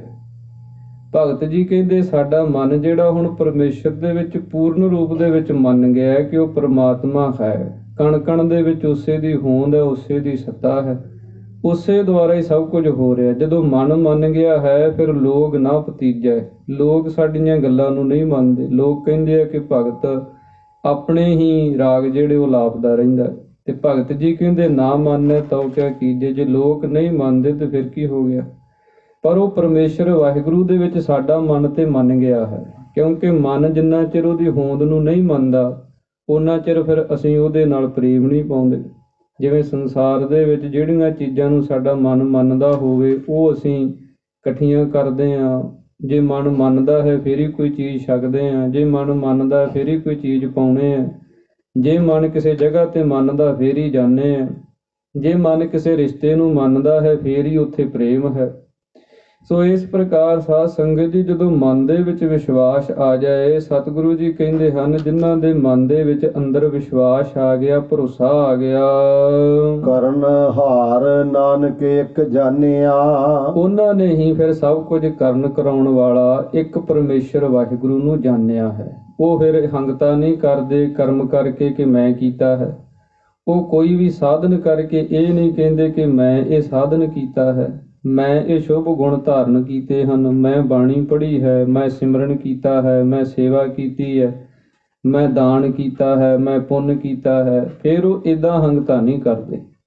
ਫਿਰ ਉਹ ਕਰਨ ਵਾਲਾ ਇੱਕੋ ਪਰਮੇਸ਼ਰ ਵਾਹਿਗੁਰੂ ਨੂੰ ਜਾਣਦੇ ਹਨ ਕਿ ਉਹ ਪ੍ਰਮਾਤਮਾ ਹੀ ਸਭ ਕੁਝ ਕਰਾ ਰਿਹਾ ਹੈ, ਉਸੇ ਦੀ ਸੱਤਾ ਹੈ, ਉਸੇ ਨੇ ਹੀ ਇਹ ਸੱਤਾ ਸਫੁਰਤੀ ਬਖਸ਼ ਕੇ ਸਾਰੇ ਕਰਮ ਜਿਹੜੇ ਕਰਾਉਣ ਵਾਲਾ ਉਹ ਆਪ ਹੀ ਹੈ। ਜਨ ਲਾਗਾ ਹਰ ਏਕੈ ਨਾਏ। ਸਤਿਗੁਰੂ ਜੀ ਕਹਿੰਦੇ ਜਿਹੜੇ ਜਨ ਹਨ ਪਰਮੇਸ਼ਰ ਵਾਹਿਗੁਰੂ ਦੇ, ਫਿਰ ਉਹ ਇੱਕੋ ਨਾਮ ਦੇ ਵਿੱਚ ਹੀ ਲੱਗਦੇ। ਜਿਨ੍ਹਾਂ ਦਾ ਮਨ ਮੰਨ ਜਾਏ ਕਿ ਪ੍ਰਮਾਤਮਾ ਪਰਮੇਸ਼ਰ ਵਾਹਿਗੁਰੂ ਹੈ, ਉਹਦੀ ਸੱਤਾ ਉਹਦੀ ਹੋਂਦ ਹੈ। ਕਿਉਂਕਿ ਸੰਸਾਰ ਦੇ ਵਿੱਚ ਦੋ ਤਰ੍ਹਾਂ ਦੇ ਜੀਵ ਹਨ ਜਿਨ੍ਹਾਂ ਨੂੰ ਨਾਮ ਦਿੱਤੇ ਜਾਂਦੇ ਹਨ, ਆਸਤਕ ਔਰ ਨਾਸਤਕ। ਇਹ ਮੁੱਢ ਕਦੀਮ ਤੋਂ ਹੀ ਚੱਲਦੇ ਆਏ ਹਨ। ਇੱਕ ਰੱਬ ਨੂੰ ਮੰਨਣ ਵਾਲੇ ਹਨ, ਦੂਸਰੇ ਨਹੀਂ ਮੰਨਣ ਵਾਲੇ। ਇੱਕ ਤੇ ਇਹ ਕਹਿੰਦੇ ਹਨ ਕਿ ਸਭ ਕੁਝ ਉਹ ਪਰਮੇਸ਼ਰ ਵਾਹਿਗੁਰੂ ਦੀ ਸੱਤਾ ਦੇ ਵਿੱਚ ਹੁੰਦਾ, ਉਹਦੇ ਹੁਕਮ ਦੇ ਵਿੱਚ ਹੁੰਦਾ ਹੈ। ਦੂਸਰੇ ਕਹਿੰਦੇ ਹਨ ਕਿ ਨਹੀਂ, ਇਨਸਾਨ ਕਰਦਾ ਹੈ। ਸੋ ਇਸ ਪ੍ਰਕਾਰ ਸਾਧ ਸੰਗਤ ਜੀ ਇਹ ਸੰਸਾਰ ਦੇ ਵਿੱਚ ਦੋਹੇ ਪੱਖ ਹੀ ਚੱਲਦੇ ਹਨ। ਪਰ ਜਿਹੜੇ ਏਦਾਂ ਆਸਤਕ ਬਿਰਤੀ ਦੇ ਨਾਲ ਪਰਮੇਸ਼ਰ ਦੀ ਹੋਂਦ ਤੇ ਮਨ ਦੇ ਵਿੱਚ ਮੰਨ ਜਾਂਦੇ ਹਨ, ਉਹ ਫਿਰ ਇੱਕ ਨਾਮ ਨੂੰ ਧਿਆਉਂਦੇ ਹਨ। ਉਹ ਇੱਕ ਨਾਮ ਦਾ ਹੀ ਆਸਰਾ ਗ੍ਰਹਿਣ ਕਰਦੇ ਹਨ, ਉਸੇ ਦਾ ਚਿੰਤਨ ਕਰਦੇ ਹਨ। ਤਿਸ ਕੀ ਆਸ ਨਾ ਬਿਰਥੀ ਜਾਏ। ਉਹਨਾਂ ਦੀ ਆਸਾ ਫਿਰ ਸਤਿਗੁਰੂ ਜੀ ਕਹਿੰਦੇ ਬਿਰਥੀ ਖਾਲੀ ਨਹੀਂ ਜਾਂਦੀ। ਉਹਨਾਂ ਦੀ ਜਿਹੜੀ ਆਸਾ ਹੁੰਦੀ ਅੰਦਰ ਪ੍ਰਭੂ ਪਰਮੇਸ਼ਰ ਦੀ ਪ੍ਰਾਪਤੀ ਦੀ, ਉਹ ਵਿਅਰਥ ਨਹੀਂ ਜਾਂਦੀ, ਉਹ ਅਜਾਈ ਨਹੀਂ ਜਾਂਦੀ। ਉਹਨਾਂ ਦਾ ਜਪਿਆ ਹੋਇਆ ਨਾਮ, ਉਹਨਾਂ ਦੀ ਪੜ੍ਹੀ ਹੋਈ ਬਾਣੀ, ਕੀਤੀ ਹੋਈ ਸੇਵਾ, ਕੀਤੇ ਹੋਏ ਸ਼ੁਭ ਕਰਮ ਜਿਹੜੇ ਹਨ, ਸ਼ੁਭ ਗੁਣ ਜਿਹੜੇ ਧਾਰਨ ਕੀਤੇ ਹਨ, ਇਹ ਸਾਰੇ ਹੀ ਵਿਅਰਥ ਨਹੀਂ ਜਾਂਦੇ, ਖਾਲੀ ਨਹੀਂ ਜਾਂਦੇ। ਇਹਨਾਂ ਦੇ ਫਲ ਰੂਪ ਦੇ ਵਿੱਚ ਉਹਨਾਂ ਨੂੰ ਪਰਮੇਸ਼ਰ ਵਾਹਿਗੁਰੂ ਦੀ ਪ੍ਰਾਪਤੀ ਹੁੰਦੀ ਹੈ। ਸੇਵਕ ਕੋ ਸੇਵਾ ਬਨ ਆਈ। ਸਤਿਗੁਰੂ ਜੀ ਕਹਿੰਦੇ ਜੋ ਸੇਵਕ ਬਣ ਜਾਂਦਾ ਹੈ ਪਰਮੇਸ਼ਰ ਵਾਹਿਗੁਰੂ ਦਾ, ਉਸੇ ਨੂੰ ਹੀ ਸੇਵਾ ਬਣ ਆਉਂਦੀ ਹੈ। ਜਿਹੜਾ ਮਨ ਦੇ ਵਿੱਚ ਹੰਗਤਾ ਰੱਖੇ, ਮਨ ਦੇ ਵਿੱਚ ਆਪਣੇ ਆਪ ਨੂੰ ਕੁਝ ਨਾ ਕੁਝ ਜਾਣੇ, ਕੁਝ ਨਾ ਕੁਝ ਸਮਝੇ, ਉਹ ਸੇਵਾ ਨਹੀਂ ਕਰ ਸਕਦਾ। ਜਿਹੜਾ ਨਿਮਾਣਾ ਤੇ ਨਿਤਾਣਾ ਹੋ ਕੇ ਪਰਮੇਸ਼ਰ ਵਾਹਿਗੁਰੂ ਦੇ ਹੁਕਮ ਦੇ ਵਿੱਚ ਚੱਲਦਾ ਹੋਇਆ ਭੈ ਤੇ ਭਾਵਨਾ ਦੇ ਸੰਯੁਕਤ ਹੁੰਦਾ ਹੈ, ਉਹੀ ਸੇਵਕ ਬਣਦਾ ਹੈ, ਔਰ ਉਸੇ ਨੂੰ ਹੀ ਉਹ ਪਰਮੇਸ਼ਰ ਵਾਹਿਗੁਰੂ ਦੇ ਦਰ ਦੀ ਸੇਵਾ ਜਿਹੜੀ ਬਣ ਆਉਂਦੀ ਹੈ। ਹੁਕਮ ਬੂਝ ਪਰਮ ਪਦ ਪਾਈ। ਕਿਉਂਕਿ ਉਹ ਪਰਮੇਸ਼ਰ ਵਾਹਿਗੁਰੂ ਦੇ ਹੁਕਮ ਨੂੰ ਬੁੱਝ ਲੈਂਦਾ ਹੈ, ਸਮਝ ਲੈਂਦਾ ਹੈ, ਤੇ ਜਿਹੜੀ ਉੱਤਮ ਪਦਵੀ ਉਸ ਨੂੰ ਪਾਉਂਦਾ ਹੈ। ਪਰਮੇਸ਼ਰ ਵਾਹਿਗੁਰੂ ਦਾ ਹੁਕਮ ਕੀ ਹੈ? ਨਾਨਕ ਨਾਮ ਹੁਕਮ ਏਕ ਹੈ, ਸਤਿਗੁਰ ਦੀਆ ਬੁਝਾਏ ਜੀਓ। ਸਤਿਗੁਰੂ ਵਾਲਾ ਜਦੋਂ ਬਣ ਜਾਂਦਾ ਹੈ, ਫਿਰ ਗੁਰੂ ਇਹ ਉਪਦੇਸ਼ ਕਰਦਾ ਹੈ ਕਿ ਪ੍ਰਮਾਤਮਾ ਦਾ ਹੁਕਮ ਕੀ ਹੈ? ਉਹਦੇ ਨਾਮ ਨੂੰ ਧਿਆਉਣਾ। ਜਿਸ ਨੇ ਤੈਨੂੰ ਇਹ ਸੰਸਾਰ ਤੇ ਭੇਜਿਆ ਹੈ, ਉਸ ਨੇ ਨਾਮ ਜਪਣ ਵਾਸਤੇ, ਆਪਣਾ ਜਿਹੜਾ ਸਰੂਪ ਹੈ ਉਹਦੀ ਲਖਤਾ ਵਾਸਤੇ ਤੈਨੂੰ ਭੇਜਿਆ ਹੈ। ਇਹ ਗੁਰੂ ਪਾਸੋਂ ਗਿਆਨ ਪ੍ਰਾਪਤ ਹੁੰਦਾ ਹੈ। ਔਰ ਜਿਹੜਾ ਸੇਵਕ ਬਣ ਜਾਂਦਾ ਹੈ ਗੁਰੂ ਦਾ, ਫਿਰ ਉਹ ਸੇਵਕ ਤੇ ਕਿਰਪਾ ਹੁੰਦੀ ਹੈ ਤੇ ਉਹ ਨਾਮ ਨੂੰ ਧਿਆਉਂਦਾ ਹੈ, ਤੇ ਨਾਮ ਨੂੰ ਧਿਆ ਕੇ ਉਹ ਪਰਮੇਸ਼ਰ ਵਾਹਿਗੁਰੂ ਦਾ ਸਰੂਪ ਬਣਦਾ ਹੈ। ਇਸ ਤੇ ਉੱਪਰ ਨਹੀਂ ਵਿਚਾਰ।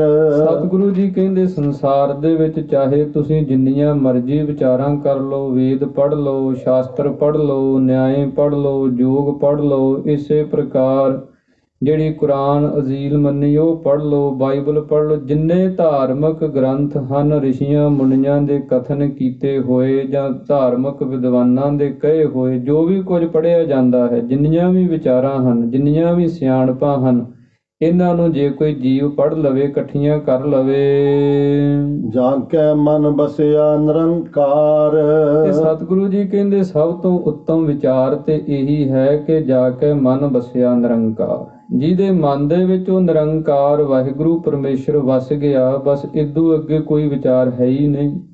ਸਾਰੀਆਂ ਵਿਚਾਰਾਂ ਇੱਥੇ ਜਾ ਕੇ ਸਮਾਪਤ ਹੋ ਜਾਂਦੀਆਂ ਹਨ। ਸਗਲ ਮਤਾਂਤ ਕੇਵਲ ਹਰ ਨਾਮ। ਸਾਰੇ ਮਤਾਂ ਦਾ ਅੰਤ ਕੀ, ਨਿਚੋੜ ਕੀ ਹੈ? ਕੇਵਲ ਪ੍ਰਭੂ ਪਰਮੇਸ਼ਰ ਦਾ ਨਾਮ।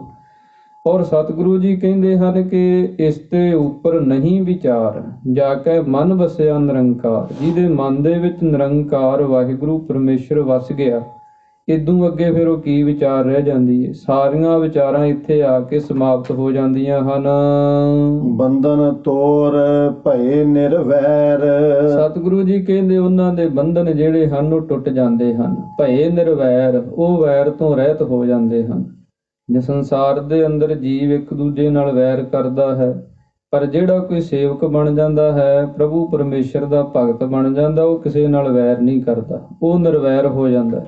ਵੈਰ ਤੋਂ ਰਹਿਤ ਉਹਦਾ ਜਿਹੜਾ ਜੀਵਨ ਹੈ ਉਹ ਬਣਦਾ ਹੈ। ਜਿਹੜਾ ਉਹਦਾ ਗੁੱਸਾ ਹੁੰਦਾ ਉਹ ਪਾਣੀ ਤੇ ਲਕੀਰ ਵਾਂਗ ਹੁੰਦਾ। ਨਹੀਂ ਤੇ ਸੰਸਾਰ ਦੇ ਅੰਦਰ ਕਿੰਨੇ ਕਿੰਨੇ ਲੰਮੇ ਵੈਰ ਚੱਲਦੇ ਆ, ਲੋਕ ਇੱਕ ਦੂਜੇ ਦੇ ਨਾਲ ਵੈਰ ਕੱਢਦੇ ਰਹਿੰਦੇ ਆ। ਪਰ ਰੱਬ ਦੇ ਭਗਤ ਜਿਹੜੇ ਹਨ ਉਹ ਕਿਸੇ ਦੇ ਨਾਲ ਕਿਸੇ ਪ੍ਰਕਾਰ ਦਾ ਕੋਈ ਵੈਰ ਵਿਰੋਧ ਜਿਹੜਾ ਇਹ ਨਹੀਂ ਕਰਦੇ। ਅਨ ਦਿਨ ਪੂਜੈ ਗੁਰ ਕੇ ਪੈਰ। ਉਹ ਦਿਨੇ ਰਾਤ ਆਪਣੇ ਗੁਰੂ ਦੇ ਹੀ ਚਰਨ ਜਿਹੜੇ ਹਨ ਉਹਨਾਂ ਦੀ ਪੂਜਾ ਕਰਦੇ ਹਨ। ਉਹ ਗੁਰੂ ਦੇ ਚਰਨਾਂ ਦੇ ਹੀ ਭੌਰੇ ਬਣ ਕੇ ਰਹਿੰਦੇ ਹਨ। ਜਿਵੇਂ ਕਮਲ ਦੇ ਫੁੱਲ ਤੇ ਭੌਰਾ ਰਹਿੰਦਾ ਹੈ, ਇਸੇ ਪ੍ਰਕਾਰ ਹੀ ਉਹ ਗੁਰੂ ਚਰਨਾਂ ਦੇ ਭੌਰੇ ਹੁੰਦੇ। ਉਹ ਗੁਰੂ ਚਰਨਾਂ ਦੇ ਵਿੱਚ ਹੀ ਆਪਣੇ ਜੀਵਨ ਦਾ ਸਾਰਾ ਕੁਝ ਸਮਝਦੇ ਹਨ। ਅਨੰਦਿਨ ਪੂਜੈ ਗੁਰ ਕੇ ਪੈਰ। ਉਹ ਦਿਨੇ ਰਾਤ ਗੁਰੂ ਦੇ ਜਿਹੜੇ ਸ਼ਬਦ ਰੂਪ ਚਰਨ ਹਨ, ਚਿੱਤ ਚਰਨ ਨਾਮ, ਚਿੱਤ ਦੇ ਵਿੱਚ ਜੋ ਪਰਮੇਸ਼ਰ ਵਾਹਿਗੁਰੂ ਦਾ ਨਾਮ ਰੂਪ ਚਰਨ ਹੈ, ਇਹਨੂੰ ਵਸਾ ਕੇ ਰੱਖਦੇ ਹਨ, ਇਹਦੀ ਪੂਜਾ ਕਰਦੇ ਹਨ। ਇਹ ਲੋਕ ਸੁਖੀਏ ਪਰਲੋਕ ਸੁਹੇਲੇ। ਸਤਿਗੁਰੂ ਜੀ ਕਹਿੰਦੇ ਉਹਨਾਂ ਦਾ ਇਹ ਲੋਕ ਤੇ ਪਰਲੋਕ ਜਿਹੜਾ ਦੋਹੇ ਹੀ ਸੁਖੀ ਤੇ ਸੁਹੇਲੇ ਬਣ ਜਾਂਦੇ ਹਨ। ਇਹ ਲੋਕ ਦੇ ਵਿੱਚ ਵੀ ਉਹ ਸੁਖੀ ਹੋ ਜਾਂਦੇ ਹਨ ਔਰ ਅੱਗੇ ਪਰਲੋਕ ਦੇ ਵਿੱਚ ਵੀ ਸੁਖੀ ਹੋ ਜਾਂਦੇ ਹਨ। ਜਿਵੇਂ ਸਤਿਗੁਰਾਂ ਦੇ ਬਚਨ ਆਉਂਦੇ ਹਨ, ਆਗੈ ਸੁਖ ਮੇਰੇ ਮੀਤਾ, ਪਾਛੇ ਆਨੰਦ ਪ੍ਰਭ ਕੀਤਾ। ਅੱਗੇ ਪ੍ਰਲੋਕ ਦੇ ਵਿੱਚ ਵੀ ਸੁਖੀ ਹੋ ਜਾਂਦੇ ਹਨ ਔਰ ਇੱਥੇ ਵੀ ਨਾਮ ਜਪ ਕੇ ਆਨੰਦ ਦੇ ਸਹਿਤ ਹੁੰਦੇ ਹਨ। ਇਸੇ ਪ੍ਰਕਾਰ ਸਤਿਗੁਰਾਂ ਦੇ ਬਚਨ ਆਉਂਦੇ ਹਨ, ਦੋਵੇਂ ਥਾਵ ਰੱਖੇ ਗੁਰ ਸੂਰੇ, ਹਲਤ ਪਲਤ ਪਾਰ ਬ੍ਰਹਮ ਸਵਾਰੇ, ਕਾਰਜ ਹੋਏ ਸਗਲੇ ਪੂਰੇ। ਹਲਤ ਔਰ ਪਲਤ, ਲੋਕ ਔਰ ਪਰਲੋਕ ਜਿਹੜਾ ਹੈ, ਦੋਹੇ ਹੀ ਗੁਰੂ ਨੇ ਉਹਨਾਂ ਦੇ ਸਵਾਰ ਦਿੱਤੇ ਹਨ, ਸੁਹੇਲੇ ਕਰ ਦਿੱਤੇ ਹਨ। ਨਾਨਕ ਹਰ ਪ੍ਰਭ ਆਪੇ ਮੇਲੇ, ਕਿਉਂਕਿ ਉਹਨਾਂ ਨੂੰ ਪਰਮੇਸ਼ਰ ਵਾਹਿਗੁਰੂ ਦੇ ਨਾਲ ਆਪ ਹੀ ਗੁਰੂ ਨੇ ਮਿਲਾ ਦਿੱਤਾ ਹੈ। ਗੁਰੂ ਨੇ ਕਿਰਪਾ ਕਰਕੇ, ਉਪਦੇਸ਼ ਕਰਕੇ ਉਹਨਾਂ ਨੂੰ ਪ੍ਰਮਾਤਮਾ ਵਾਹਿਗੁਰੂ ਦੇ ਨਾਲ ਮਿਲਾ ਦਿੱਤਾ ਹੈ। ਸਾਧ ਸੰਗਤ ਜੀ, ਜਦੋਂ ਪਰਮੇਸ਼ਰ ਵਾਹਿਗੁਰੂ ਦੀ ਕਿਰਪਾ ਹੁੰਦੀ ਹੈ, ਫਿਰ ਸਾਨੂੰ ਪੂਰਨ ਗੁਰੂ ਦੀ ਜਿਹੜੀ ਹੈ ਉਹ ਪ੍ਰਾਪਤੀ ਹੋ ਜਾਂਦੀ ਹੈ। ਤੇ ਜਦੋਂ ਪੂਰਨ ਗੁਰੂ ਦੀ ਕਿਰਪਾ ਹੋ ਜਾਏ, ਫਿਰ ਪ੍ਰਮਾਤਮਾ ਦੀ ਪ੍ਰਾਪਤੀ ਹੋ ਜਾਂਦੀ ਹੈ। ਜਿਵੇਂ ਸਵਾਮੀ ਤੁਲਸੀਦਾਸ ਦੇ ਬਚਨ ਆਉਂਦੇ ਹਨ, ਉਹਨਾਂ ਨੇ ਬਚਨ ਕਹੇ ਹਨ ਕਿ ਕਿਸੇ ਨੇ ਸਵਾਲ ਕੀਤਾ ਕਿ ਸਵਾਮੀ ਜੀ ਇਹ ਦੱਸੋ, ਜੇ ਤੁਹਾਡੇ ਸਾਹਮਣੇ ਇੱਕ ਪਾਸੇ ਗੁਰੂ ਖੜਿਆ ਹੋਵੇ ਤੇ ਦੂਸਰੇ ਪਾਸੇ ਪਰਮੇਸ਼ਰ ਖੜਿਆ ਹੋਵੇ, ਤੇ ਤੁਸੀਂ ਪਹਿਲਾਂ ਕਿਸ ਨੂੰ ਨਮਸਕਾਰ ਕਰੋਗੇ? ਤੁਸੀਂ ਪਹਿਲਾਂ ਕਿਸ ਦੇ ਅੱਗੇ ਝੁਕੋਗੇ, ਕਿਸ ਦਾ ਅਦਬ ਕਰੋਗੇ? ਤੇ ਸਵਾਮੀ ਤੁਲਸੀਦਾਸ ਜੀ ਨੇ ਬਚਨ ਲਿਖੇ ਹਨ, ਗੁਰ ਗੋਬਿੰਦ ਦੋਨੋਂ ਖੜੇ, ਕਿਸਕੇ ਲਾਗੋਂ ਪਾਏ, ਪਾਏ ਲੱਗੋਂ ਤਿਸ ਗੁਰੂ ਕੇ, ਜਿਨ ਗੋਬਿੰਦ ਦਿਓ ਮਿਲਾਏ। ਉਹ ਮਹਾਤਮਾ ਨੇ ਬਚਨ ਕਹੇ ਕਿ ਮੈਂ ਪਹਿਲਾਂ ਗੁਰੂ ਦੇ ਚਰਨੀ ਲੱਗਾ ਹਾਂ, ਕਿਉਂਕਿ ਗੁਰੂ ਤੋਂ ਹੀ ਪਰਮੇਸ਼ਰ ਦਾ ਗਿਆਨ ਪ੍ਰਾਪਤ ਹੁੰਦਾ ਹੈ। ਗੁਰੂ ਹੀ ਹੈ ਜੋ ਪ੍ਰਮਾਤਮਾ ਦੇ ਨਾਲ ਜੋੜਨ ਵਾਲਾ ਹੈ। ਇਸ ਕਰਕੇ ਜਿਵੇਂ ਸਤਿਗੁਰਾਂ ਦੀ ਪਾਵਨ ਬਾਣੀ ਦੇ ਬਚਨ ਆਉਂਦੇ ਹਨ, ਜੈਸਾ ਸਤਿਗੁਰ ਸੁਣੀਦਾ ਤੈਸੋ ਹੀ ਮੈਂ ਡੀਠ, ਵਿਛੜਿਆ ਮੇਲੇ ਪ੍ਰਭੂ ਹਰ ਦਰਗਹਿ ਕਾ ਬਸੀਠ। ਦਰਗਾਹ ਦਾ ਬਸੀਠ ਤੋਂ ਭਾਵ ਹੁੰਦਾ ਵਿਚੋਲੇ ਦਾ। ਜਿਵੇਂ ਵਿਚੋਲਾ ਆਪਾਂ ਦੇਖਦੇ ਹਾਂ ਸੰਸਾਰ ਦੇ ਅੰਦਰ, ਦੋ ਪਰਿਵਾਰਾਂ ਨੂੰ ਜੋੜ ਦਿੰਦਾ, ਦੋ ਰਿਸ਼ਤੇ ਜੋੜ ਦਿੰਦਾ। ਗੁਰੂ ਜਿਹੜਾ ਸਾਡਾ ਰਿਸ਼ਤਾ ਹੈ, ਉਹ ਪ੍ਰਮਾਤਮਾ ਦੇ ਨਾਲ ਜੋੜਨ ਵਾਲਾ ਹੈ, ਪ੍ਰਮਾਤਮਾ ਦੇ ਨਾਲ ਸਾਨੂੰ ਮਿਲਾਉਣ ਵਾਲਾ ਹੈ। ਸੋ ਇਸ ਪ੍ਰਕਾਰ ਸਤਿਗੁਰੂ ਜੀ ਇੱਥੇ ਬਚਨ ਕਰਦੇ ਹਨ, ਜਿਨ੍ਹਾਂ ਤੇ ਐਸੀ ਕਿਰਪਾ ਹੁੰਦੀ ਹੈ, ਉਹ ਫਿਰ ਪ੍ਰਮਾਤਮਾ ਪਰਮੇਸ਼ਰ ਵਾਹਿਗੁਰੂ ਦੇ ਨਾਲ ਗੁਰੂ ਦੀ ਕਿਰਪਾ ਦੁਆਰਾ ਮਿਲ ਜਾਂਦੇ ਹਨ। ਸਾਧ ਸੰਗ ਮਿਲ ਕਰੋ ਆਨੰਦ, ਸਤਿਗੁਰੂ ਜੀ ਕਹਿੰਦੇ ਹਨ ਕਿ ਇਹ ਜੀਵ, ਇਹ ਮਨੁੱਖ ਸਾਧ ਸੰਗਤ ਦੇ ਵਿੱਚ ਮਿਲ ਕੇ ਤੇ ਪ੍ਰਮਾਤਮਾ ਦੇ ਨਾਮ ਦਾ ਜਿਹੜਾ ਰਸ ਹੈ, ਭਗਤੀ ਦਾ ਜਿਹੜਾ ਆਨੰਦ ਹੈ, ਇਸ ਨੂੰ ਲੈਣਾ ਕਰ, ਇਸ ਨੂੰ ਗ੍ਰਹਿਣ ਕਰ। ਗੁਣ ਗਾਵੋ ਪ੍ਰਭ ਪਰਮਾਨੰਦ, ਜੋ ਪਰਮ ਵੱਡੇ ਆਨੰਦ ਵਾਲਾ ਪਰਮੇਸ਼ਰ ਵਾਹਿਗੁਰੂ ਹੈ, ਉਹਦੇ ਗੁਣਾਂ ਨੂੰ ਗਾ। ਜੇ ਤੂੰ ਉਹਦੇ ਗੁਣਾਂ ਨੂੰ ਗਾਏਗਾ ਤਾਂ ਫਿਰ ਤੈਨੂੰ ਅਸਲੀ ਆਨੰਦ ਦੀ ਪ੍ਰਾਪਤੀ ਹੋਵੇਗੀ। ਕਿਉਂਕਿ ਸੰਸਾਰ ਦੇ ਵਿੱਚ ਆਨੰਦ ਆਨੰਦ ਸਭ ਕੋ ਕਹੈ, ਆਨੰਦ ਗੁਰੂ ਤੇ ਜਾਣਿਆ।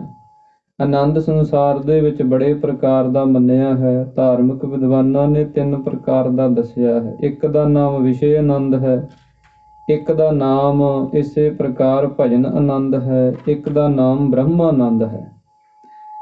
ਜਿਵੇਂ ਉਦਾਹਰਨ ਦੇ ਤੌਰ ਤੇ ਆਪਾਂ ਦੇਖਦੇ ਹਾਂ, ਇੱਕ ਪਾਸੇ ਘੜੇ ਦਾ ਪਾਣੀ ਹੈ, ਇੱਕ ਪਾਸੇ ਬਰਸਾਤੀ ਨਾਲੇ ਦਾ ਪਾਣੀ ਹੈ, ਉਹ ਇੱਕ ਪਾਸੇ ਸਮੁੰਦਰ ਦਾ ਪਾਣੀ ਹੈ। ਜਿਹੜਾ ਘੜੇ ਦਾ ਪਾਣੀ ਹੈ ਸਾਧ ਸੰਗਤ ਜੀ, ਉਹ ਸੀਮਤ ਹੈ, ਥੋੜੇ ਸਮੇਂ ਲਈ ਹੁੰਦਾ, ਮੁੱਕ ਵੀ ਜਾਂਦਾ, ਜੂਠਾ ਵੀ ਹੋ ਜਾਂਦਾ। ਇਸੇ ਪ੍ਰਕਾਰ ਜਿਹੜੇ ਬਰਸਾਤੀ ਨਾਲੇ ਹੁੰਦੇ ਹਨ, ਜਦੋਂ ਮੀਂਹ ਪੈਂਦੇ ਆ ਉਦੋਂ ਚੱਲਦੇ, ਅੱਗੋਂ ਪਿੱਛੋਂ ਸੁੱਕੇ ਰਹਿੰਦੇ। ਇਸੇ ਪ੍ਰਕਾਰ ਸਮੁੰਦਰ ਦਾ ਪਾਣੀ ਹੈ, ਉਹਦੇ ਵਿੱਚ ਕੋਈ ਘਾਟਾ ਨਹੀਂ, ਕੋਈ ਵਾਧਾ ਨਹੀਂ, ਕਿੰਨਾ ਕੱਢ ਲਓ, ਕਿੰਨਾ ਪਾ ਲਓ, ਉਹਦਾ ਕੋਈ ਹੱਦ ਬੰਦਾ ਨਹੀਂ ਆਉਂਦਾ। ਇਸੇ ਪ੍ਰਕਾਰ ਸੰਸਾਰ ਦੇ ਵਿੱਚ ਜਿਹੜੇ ਵਿਸ਼ੇ ਵਿਕਾਰ ਹਨ, ਇਹਨਾਂ ਦਾ ਆਨੰਦ, ਇਹਨਾਂ ਦਾ ਸੁੱਖ ਥੋੜੇ ਸਮੇਂ ਦਾ ਹੁੰਦਾ ਹੈ, ਛਿਣ ਭੰਗਰ ਸੁੱਖ ਹੁੰਦਾ। ਥੋੜੇ ਸਮੇਂ ਵਾਸਤੇ ਜੀਵ ਨੂੰ ਲੱਗਦਾ ਵੀ ਆਨੰਦ ਆ ਗਿਆ, ਸੁੱਖ ਆ ਗਿਆ, ਉਦੋਂ ਬਾਅਦ ਫਿਰ ਉਹੀ ਦੁੱਖ। ਇਸੇ ਪ੍ਰਕਾਰ ਹੀ ਜਿਹੜਾ ਭਜਨ ਦਾ ਆਨੰਦ ਮੰਨਿਆ ਹੈ, ਜਿੰਨਾ ਚਿਰ ਕੋਈ ਜੀਵ ਭਜਨ ਕਰ ਰਿਹਾ, ਨਾਮ ਜਪ ਰਿਹਾ, ਬਾਣੀ ਪੜ੍ਹ ਰਿਹਾ, ਉਹਨਾਂ ਚਿਰ ਤੇ ਮਨ ਜਿਹੜਾ ਆਨੰਦ ਦੇ ਸਹਿਤ ਹੁੰਦਾ। ਜਦੋਂ ਬਾਣੀ ਦੇ ਵੱਲੋਂ ਬਿਰਤੀ ਟੁੱਟਦੀ ਹੈ, ਲਿਵ ਛੁੱਟਦੀ ਹੈ, ਤੇ ਫਿਰ ਉਸੇ ਪ੍ਰਕਾਰ ਹੀ ਫਿਰ ਕਹਿੰਦਾ ਦੁੱਖ ਆ ਗਏ। ਔਰ ਇੱਕ ਹੈ ਬ੍ਰਹਮ ਦਾ ਆਨੰਦ, ਜਿਹੜਾ 8 ਪਹਿਰ ਇੱਕ ਰਸ ਪਰਮੇਸ਼ਰ ਦੇ ਨਾਮ ਦੇ ਵਿੱਚ ਸੁਰਤ ਜੁੜੀ ਰਹਿੰਦੀ ਹੈ। ਹਾਥ ਪਾਉ ਕਰ ਕਾਮ ਸਭ ਚੀਤ ਨਿਰੰਜਨ ਨਾਲ। ਇਹ ਜਿਹੜੀ ਅਵਸਥਾ ਦਾ ਆਨੰਦ ਹੈ, ਸਤਿਗੁਰੂ ਜੀ ਕਹਿੰਦੇ ਪਰਮ ਆਨੰਦ ਹੈ, ਇਹ ਸਭ ਤੋਂ ਵੱਡਾ ਆਨੰਦ ਹੈ। ਸਾਧ ਸੰਗਤ ਕਰਦਿਆਂ ਹੋਇਆਂ ਸਤਿਗੁਰੂ ਜੀ ਕਹਿੰਦੇ ਐਸੇ ਆਨੰਦ ਦੀ ਜੀਵ ਨੂੰ ਪ੍ਰਾਪਤੀ ਹੋ ਸਕਦੀ ਹੈ। RAM ਨਾਮ ਤਤ ਕਰਹੁ ਵਿਚਾਰ। ਸਤਿਗੁਰੂ ਜੀ ਕਹਿੰਦੇ ਜੋ ਰਮਿਆ ਹੋਇਆ RAM ਪਰਮੇਸ਼ਰ ਵਾਹਿਗੁਰੂ ਹੈ, ਉਹਦੇ ਨਾਮ ਦਾ ਚਿੰਤਨ ਕਰੋ ਤੇ ਨਾਮ ਦੇ ਚਿੰਤਨ ਦੇ ਵਿੱਚੋਂ ਹੀ ਤਤ ਵਸਤੂ ਜਿਹੜੀ ਉਹਦੀ ਵਿਚਾਰ ਕਰੋ ਕਿ ਸੰਸਾਰ ਦੇ ਵਿੱਚ ਅਸਲੀ ਤਤ ਵਸਤੂ ਕੀ ਹੈ, ਜਿਹਦੇ ਨਾਲ ਜੁੜ ਕੇ ਸਾਡਾ ਭਲਾ ਹੋਣਾ ਹੈ। ਉਹ ਕੀ ਹੈ? RAM ਹੀ ਹੈ ਤਤ ਵਸਤੂ, ਕਿਉਂਕਿ ਸਭ ਦੇ ਵਿੱਚ ਉਹੀ ਹੈ, ਉਸੇ ਦੀ ਸੱਤਾ ਹੈ। RAM ਰਮੰਤੀ ਸਾ ਰਾਮਾ, ਜਿਹੜਾ ਸਭ ਦੇ ਵਿੱਚ ਰਮਿਆ ਹੋਇਆ ਹੈ ਉਸੇ ਦਾ ਨਾਮ ਹੀ RAM ਹੈ। ਸਤਿਗੁਰਾਂ ਦੀ ਪਾਵਨ ਗੁਰਬਾਣੀ ਦੇ ਅੰਦਰ RAM ਸ਼ਬਦ ਜਿਹੜਾ ਹੈ ਕਈ ਰੂਪਾਂ ਦੇ ਵਿੱਚ ਆਉਂਦਾ ਹੈ। ਜਿੱਥੇ ਤੇ ਭਗਵਾਨ ਰਾਮਚੰਦਰ ਲਈ ਆਉਂਦਾ ਹੈ, ਉੱਥੇ ਸਤਿਗੁਰਾਂ ਨੇ ਵੱਖਰੇ ਜ਼ਿਕਰ ਕੀਤੇ ਹਨ। ਜਿਵੇਂ ਭਗਤਾਂ ਨੇ ਆਖਿਆ ਹੈ ਕਿ RAM ਕਹਿਣ ਮੈਂ ਭੇਦ ਹੈ, ਜਾਂ ਮੈਂ ਏਕ ਵਿਚਾਰ। ਭਗਤ ਜੀ ਕਹਿੰਦੇ ਹਨ ਕਿ RAM ਨੂੰ ਕਹਿਣ ਦੇ ਵਿੱਚ ਵੀ ਭੇਦ ਹੈ। ਇੱਕ ਤੇ RAM ਜਿਹੜਾ ਹੈ ਉਹ ਦਸ਼ਰਥ ਦਾ ਬੇਟਾ ਮੰਨਿਆ ਹੈ, ਜੋ ਭਗਵਾਨ ਰਾਮਚੰਦਰ ਜੀ ਤ੍ਰੇਤੇ ਯੁੱਗ ਦੇ ਅਵਤਾਰ ਹੋਏ ਹਨ। ਪਰ ਇੱਕ RAM ਉਹ ਹੈ ਜੋ ਇਹ ਸਾਰੇ ਸੰਸਾਰ ਨੂੰ ਰਚਣ ਵਾਲਾ ਹੈ, ਸਾਰੇ ਸੰਸਾਰ ਦੇ ਵਿੱਚ ਵਿਆਪਿਆ ਹੋਇਆ, ਰਮਿਆ ਹੋਇਆ ਹੈ।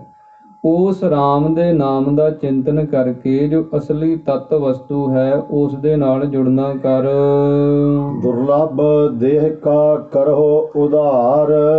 ਫੇਰ ਹੀ ਸਤਿਗੁਰੂ ਜੀ ਕਹਿੰਦੇ ਜਿਹੜੀ ਤੈਨੂੰ ਇਹ ਦੁਰਲਭ ਦੇਹੀ ਮਿਲੀ ਹੈ ਨਾ, ਮਨੁੱਖੀ ਸਰੀਰ ਮਿਲਿਆ, ਇਹਦਾ ਉਧਾਰ ਹੋਣਾ, ਇਹਦਾ ਭਲਾ ਹੋਣਾ ਜੇ ਤੂੰ ਅਸਲੀ ਵਸਤੂ ਦੇ ਨਾਲ ਜੁੜੇਗਾ। ਜੇ ਮਨੁੱਖੀ ਸਰੀਰ ਧਾਰਨ ਕਰਕੇ ਤੇ ਅਸਲੀ ਵਸਤੂ ਦੇ ਨਾਲ ਨਾ ਜੁੜਿਆ, ਫਿਰ ਇਹ ਮਨੁੱਖੀ ਜਾਮੇ ਦੀ ਸਫਲਤਾ ਨਹੀਂ ਹੈ। ਇਹ ਮਨੁੱਖੀ ਜਾਮੇ ਦਾ ਅਸਲੀ ਪ੍ਰਯੋਜਨ ਕੀ ਹੈ? ਭਈ ਪ੍ਰਾਪਤ ਮਾਨੁਖ ਦੇਹੁਰੀਆ ਗੋਬਿੰਦ ਮਿਲਣ ਕੀ ਇਹ ਤੇਰੀ ਬਰੀਆ। ਕਿ ਜੇ ਤੂੰ ਇਹ ਪ੍ਰਯੋਜਨ ਨਾ ਸਿੱਧ ਕੀਤਾ ਤੇ ਫਿਰ ਇਹ ਤੇਰੀ ਜਿਹੜੀ ਦੁਰਲਭ ਦੇਹੀ ਹੈ ਨਾ, ਬੜੀ ਔਖੀ ਪ੍ਰਾਪਤ ਹੋਣ ਵਾਲੀ, ਇਹਦਾ ਉਧਾਰ ਨਹੀਂ ਹੋਣਾ, ਇਹਨੇ ਸਫਲ ਨਹੀਂ ਹੋਣਾ। ਅੰਮ੍ਰਿਤ ਬਚਨ ਹਰ ਕੇ ਗੁਣ ਗਾਓ। ਕਿਵੇਂ ਸਫਲੀ ਹੋ ਸਕਦੀ ਹੈ? ਫਿਰ ਸਤਿਗੁਰੂ ਜੀ ਕਹਿੰਦੇ ਹਨ ਅੰਮ੍ਰਿਤ ਬਚਨ ਹਰ ਕੇ ਗੁਣ ਗਾਓ। ਅੰਮ੍ਰਿਤ ਰੂਪ ਜੋ ਬਚਨ ਹਨ, ਮ੍ਰਿਤਿਉ ਤੋਂ ਰਹਿਤ ਕਰਨ ਵਾਲੇ ਜਿਹੜੇ ਬਚਨ ਹਨ, ਗੁਣ ਹਨ ਪਰਮੇਸ਼ਰ ਦੇ, ਇਸ ਦੇਹੀ ਦੁਆਰਾ, ਆਪਣੀ ਰਸਨਾ ਦੁਆਰਾ ਉਹਦੇ ਗੁਣਾਂ ਨੂੰ ਗਾਉਣਾ ਕਰ। ਪ੍ਰਾਣ ਤਰਨ ਕਾ ਇਹ ਸੁਆਓ। ਤੇਰੇ ਪ੍ਰਾਣਾਂ ਦੇ ਤਰਨ ਦਾ ਇਹੀ ਸੁਆਓ ਕਹੀਏ ਪ੍ਰਯੋਜਨ ਹੈ। ਜਿਹੜੇ ਤੇਰੇ ਸਵਾਸ ਚੱਲ ਰਹੇ ਹਨ, ਇਹਨਾਂ ਦੀ ਸਫਲਤਾ ਕਿਵੇਂ ਹੋਵੇ? ਇਹਦੇ ਵਾਸਤੇ ਪਰਮੇਸ਼ਰ ਦਾ ਨਾਮ ਹੈ, ਇਸੇ ਵਾਸਤੇ ਗੁਰੂ ਕੀ ਪਾਵਨ ਗੁਰਬਾਣੀ ਹੈ। ਜੇ ਤੂੰ ਆਪਣੇ ਪ੍ਰਾਣਾਂ ਨੂੰ ਸਫਲਿਆਂ ਕਰਨਾ ਚਾਹੁੰਦਾ ਹੈ, ਇਹਨਾਂ ਪ੍ਰਾਣਾਂ ਦੁਆਰਾ ਇਹ ਸੰਸਾਰ ਭਵਜਲ ਨੂੰ ਤਰਨਾ ਚਾਹੁੰਦਾ ਹੈ, ਤੇ ਫਿਰ ਆਪਣੇ ਸਵਾਸਾਂ ਦੇ ਨਾਲ ਪਰਮੇਸ਼ਰ ਦਾ ਭਜਨ ਕਰ। ਜਿਵੇਂ ਸਤਿਗੁਰਾਂ ਨੇ ਪਾਵਨ ਗੁਰਬਾਣੀ ਦੇ ਅੰਦਰ ਬਚਨ ਕਹੇ ਹਨ, ਜੋ ਸਾਸ ਗਰਾਸ ਧਿਆਏ ਮੇਰਾ ਹਰ ਹਰ, ਸੋ ਗੁਰ ਸਿੱਖ ਗੁਰੂ ਮਨ ਭਾਵੈ। ਇਸੇ ਪ੍ਰਕਾਰ ਹੀ ਸਤਿਗੁਰਾਂ ਦੇ ਬਚਨ ਆਉਂਦੇ ਹਨ, ਜਿਨ੍ਹਾਂ ਸਾਸ ਗਰਾਸ ਨ ਵੀਸਰੈ, ਹਰ ਨਾਮਾ ਮਨ ਮੰਤ, ਧਨ ਸੇ ਸਈ ਨਾਨਕਾ ਪੂਰਨ ਸੋਈ ਸੰਤ। ਸਾਧ ਸੰਗਤ ਜੀ, ਇਹ ਵਿਚਾਰ ਇਸ ਪ੍ਰਕਾਰ ਸਮਝਣ ਵਾਲੀ ਹੈ ਕਿ ਜਿਵੇਂ ਆਪਾਂ ਇਕੱਲੇ ਬੈਠੇ ਹੋਈਏ ਤੇ ਸਾਡੇ ਮਨ ਦੇ ਵਿੱਚ ਤਰ੍ਹਾਂ ਤਰ੍ਹਾਂ ਦੀਆਂ ਵਿਚਾਰਾਂ ਚੱਲਦੀਆਂ ਰਹਿੰਦੀਆਂ ਹਨ। ਕਦੇ ਆਪਾਂ ਕਿਸੇ ਬਾਰੇ ਸੋਚਦੇ ਹਾਂ, ਕਦੇ ਆਪਾਂ ਕਿਸੇ ਵਿਚਾਰ ਬਾਰੇ ਸੋਚਦੇ ਹਾਂ, ਕਿਸੇ ਮਨੁੱਖ ਬਾਰੇ ਸੋਚੀ ਜਾਂਦੇ ਹਾਂ। ਇਕੱਲੇ ਬੈਠੇ ਗੱਲਾਂ ਆਪਣੇ ਆਪ ਦੇ ਨਾਲ ਅੰਦਰੋਂ ਅੰਦਰ ਹੀ ਕਰੀ ਜਾਂਦੇ। ਜੇ ਉਹੀ ਗੱਲਾਂ ਜਿਹੜੀਆਂ ਅਸੀਂ ਇਕੱਲੇ ਬੈਠ ਕੇ ਕਰਦੇ ਹਾਂ, ਜਿਹੜੀਆਂ ਵਿਚਾਰਾਂ ਅਸੀਂ ਇਕੱਲੇ ਬੈਠ ਕੇ ਕਰਦੇ ਹਾਂ, ਜੇ ਉਹੀ ਵਿਚਾਰਾਂ ਨਾਮ ਰੂਪ ਬਣ ਜਾਣ, ਜੇ ਉਹਨਾਂ ਵਿਚਾਰਾਂ ਦੇ ਵਿੱਚ ਨਾਮ ਚੱਲਣ ਲੱਗ ਪਵੇ, ਪਰਮੇਸ਼ਰ ਦਾ ਭਜਨ ਚੱਲਣ ਲੱਗ ਪਵੇ, ਸਿਮਰਨ ਚੱਲਣ ਲੱਗ ਪਵੇ, ਬਾਣੀ ਚੱਲਣ ਲੱਗ ਪਵੇ, ਤੇ ਜੀਵਨ ਦੀ ਸਫਲਤਾ ਹੈ। ਨਹੀਂ ਤੇ ਟਾਈਮ ਤੇ ਸਾਡਾ ਇਕੱਲੇ ਬੈਠਿਆਂ ਦਾ ਫਿਰ ਵੀ ਲੰਘਣਾ ਹੀ ਹੈ, ਪਰ ਉਹ ਕਿਸੇ ਅਰਥੇ ਨਹੀਂ ਹੈ, ਵਿਅਰਥ ਹੈ। ਜੇ ਇਕੱਲੇ ਬੈਠਿਆਂ ਇਹਨਾਂ ਵਿਚਾਰਾਂ ਦੇ ਵਿੱਚ ਇਕੱਲੇ ਬੈਠ ਕੇ ਪਰਮੇਸ਼ਰ ਦਾ ਭਜਨ ਕਰੀ ਜਾਵੇ, ਮੂਲ ਮੰਤਰ ਨੂੰ ਜਪੀ ਜਾਵੇ, ਜਪਜੀ ਸਾਹਿਬ ਨੂੰ ਪੜ੍ਹੀ ਜਾਵੇ, ਚੌਪਈ ਸਾਹਿਬ ਕਰੀ ਜਾਵੇ, ਵਾਹਿਗੁਰੂ ਵਾਹਿਗੁਰੂ ਮੰਤਰ ਕਰੀ ਜਾਵੇ, ਤੇ ਫਿਰ ਜੀਵਨ ਸਫਲ ਹੈ। ਇਸ ਕਰਕੇ ਸਤਿਗੁਰੂ ਜੀ ਕਹਿੰਦੇ ਹਨ, ਪ੍ਰਾਣ ਤਰਨ ਕਾ ਇਹ ਸੁਆਓ। ਜੇ ਤੂੰ ਸੰਸਾਰ ਦੇ ਵਿੱਚ ਆਪਣੇ ਸਵਾਸਾਂ ਦੀ ਸਫਲਤਾ ਕਰਨੀ ਚਾਹੁੰਦਾ ਹੈ, ਤੇ ਉਹਦੇ ਵਾਸਤੇ ਫਿਰ ਇਹੀ ਢੰਗ ਹੈ। ਆਠ ਪਹਿਰ ਪ੍ਰਭ ਪੇਖੋ ਨੇਰਾ। ਤੇ ਸਤਿਗੁਰੂ ਜੀ ਕਹਿੰਦੇ ਅੱਠੇ ਪਹਿਰ ਹੀ ਪਰਮੇਸ਼ਰ ਵਾਹਿਗੁਰੂ ਨੂੰ ਆਪਣੇ ਨੇੜੇ ਸਮਝ, ਆਪਣੇ ਅੰਗ ਸੰਗ ਜਾਣ ਕਿ ਅੱਠੇ ਪਹਿਰ ਹੀ ਉਹ ਪਰਮੇਸ਼ਰ ਵਾਹਿਗੁਰੂ ਮੇਰੇ ਨੇੜੇ ਵਸਦਾ ਹੈ। ਜੇ ਆਪਾਂ ਸਾਧ ਸੰਗਤ ਜੀ ਇਦਾਂ ਸਮਝਣ ਲੱਗ ਜਾਈਏ ਤੇ ਇਹਦੇ ਦੁਆਰਾ ਲਾਭ ਕੀ ਹੁੰਦਾ ਹੈ? ਤੇ ਸਤਿਗੁਰਾਂ ਦੇ ਬਚਨ ਆਉਂਦੇ ਹਨ, ਨਿਕਟ ਬੁੱਝੈ ਸੋ ਬੁਰਾ ਕਿਉ ਕਰੈ। ਜਿਹੜਾ ਨੇੜੇ ਕਰਕੇ ਪਰਮੇਸ਼ਰ ਨੂੰ ਜਾਣੇਗਾ ਉਹ ਕਿਸੇ ਦਾ ਬੁਰਾ ਨਹੀਂ ਕਰ ਸਕਦਾ, ਉਹ ਕਿਸੇ ਦੇ ਨਾਲ ਪਾਪ ਨਹੀਂ ਕਰ ਸਕਦਾ, ਝੂਠ ਨਹੀਂ ਬੋਲ ਸਕਦਾ, ਠੱਗੀ ਨਹੀਂ ਮਾਰ ਸਕਦਾ, ਛਲ ਨਹੀਂ ਕਰ ਸਕਦਾ, ਧੋਖਾ ਨਹੀਂ ਕਰ ਸਕਦਾ। ਇਹ ਉਦੋਂ ਹੀ ਕਰਦਾ ਜੀਵ ਜਦੋਂ ਇਹ ਸਮਝਦਾ ਹੈ ਕਿ ਰੱਬ ਤੇ ਕਿਤੇ ਦੂਰ ਬੈਠਾ ਹੈ, ਰੱਬ ਕਿਹੜਾ ਆਪਾਂ ਨੂੰ ਵੇਖ ਰਿਹਾ ਹੈ। ਜਿਵੇਂ ਕਿਸੇ ਮਹਾਤਮਾ ਦੀ ਕਥਾ ਆਉਂਦੀ ਹੈ, ਉਹਦੇ ਪਾਸ ਦੋ ਚੇਲੇ ਰਹਿੰਦੇ ਸਨ ਤੇ ਉਹ ਮਹਾਤਮਾ ਦਾ ਅੰਤਲਾ ਸਮਾਂ ਨੇੜੇ ਆ ਗਿਆ ਤੇ ਉਹ ਮਹਾਤਮਾ ਨੇ ਦੇਖਿਆ ਉਹ ਦੋਹਾਂ ਦੇ ਵਿੱਚੋਂ ਜਿਹੜਾ ਇੱਕ ਸੀ ਉਹ ਰੱਬ ਦੀ ਹੋਂਦ ਨੂੰ ਹਰ ਸਮੇਂ ਹਾਜ਼ਰ ਨਾਜ਼ਰ ਸਮਝਣ ਵਾਲਾ ਸੀ। ਦੂਸਰਾ ਜਿਹੜਾ ਸੀ ਉਹ ਪਰਮੇਸ਼ਰ ਵਾਹਿਗੁਰੂ ਨੂੰ ਕਿਤੇ ਦੂਰ ਹੀ ਸਮਝਦਾ ਸੀ ਵੀ ਰੱਬ ਕਿਤੇ ਦੂਰ ਹੀ ਰਹਿੰਦਾ ਤੇ ਉਹ ਕਹਿੰਦਾ ਸੀ ਕਿ ਮਹਾਤਮਾ ਜਦੋਂ ਚੜ੍ਹਾਈ ਕਰ ਗਏ ਤੇ ਇੱਥੋਂ ਦਾ ਮਾਲਕ ਮੈਂ ਬਣਨਾ।